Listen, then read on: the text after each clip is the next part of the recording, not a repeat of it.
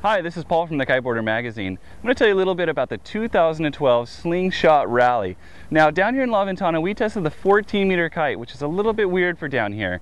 14 meters is actually a really big kite. We had a lot of wind all week during our test week. Made this kite a little bit of a challenge to test. Now, we ended up with a 14 because that was the only kite Slingshot had on hand and able to send us before we left town to come down here.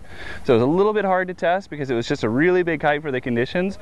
Also, it's really hard to compare a 14-meter kite to the rest of the kites that are all, 12 meters at the next largest size, but we were riding mostly 7s and 9s down here, so it's a little bit difficult to compare a 14-meter kite to a lot of smaller kites. It's a 3-strut, relatively flat kite, features really nice looking construction, and it also features split strut, where the ribs here are integrated into the canopy of the kite. It's very stable in the sky, and we found it very, very easy to fly.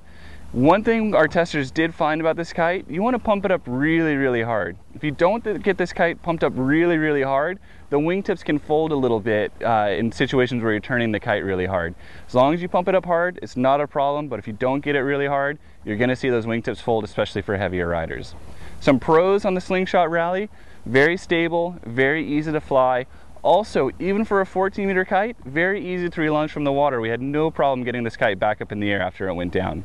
It's also relatively fast turning for a 14-meter kite.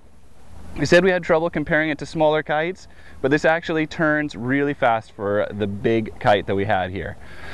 It also has really, really great low end power. Now, we know this is the biggest one here, so we expect the most power out of it, but even for a 14-meter kite, this kite generates a lot of power. It will get you out there in really light conditions.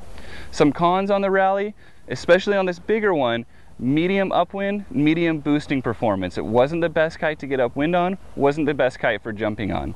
Another con with this kite is the color scheme on the bar, which we're going to talk about next. So this is the bar that you use with the Slingshot Rally. Now, this looks like a really big bar, and it is, but this is also the biggest kite that we had here at the test.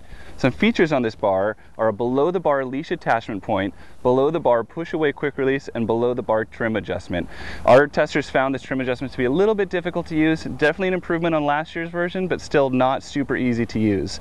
But above the bar, we've got an adjustable stopper up here, so you can adjust the amount of D-power throw in the bar. Also, an above the bar swivel that actually works really well for keeping your front lines untwisted, especially if you remember to rinse it out, even just with salt water after every time. Just keep the sand out of this thing. It works great.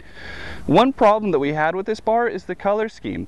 Industry standard puts red on the left, and you can see the Slingshot did that here with their red leader line. We were really disappointed to see that the color scheme on the actual bar, they put their logo with a big red background on the right-hand side, which is actually opposite from the industry standard. We really wish Slingshot would have put red on the left on the bar instead of on the wrong side on the right. Other than that, if you can look past that, it's a nice control system. We just really wish Slingshot would have stuck with the industry standard. It really will help beginners keep things straight if they had done that. So that's the 2012 Slingshot Rally. Once again, we were able to test the 14-meter kite down here in La Ventana. Of our testers that rode this kite, 2 out of 3 would recommend it to a friend. That's just our brief overview. If you want to read more about this kite, head to thekiteboarder.com.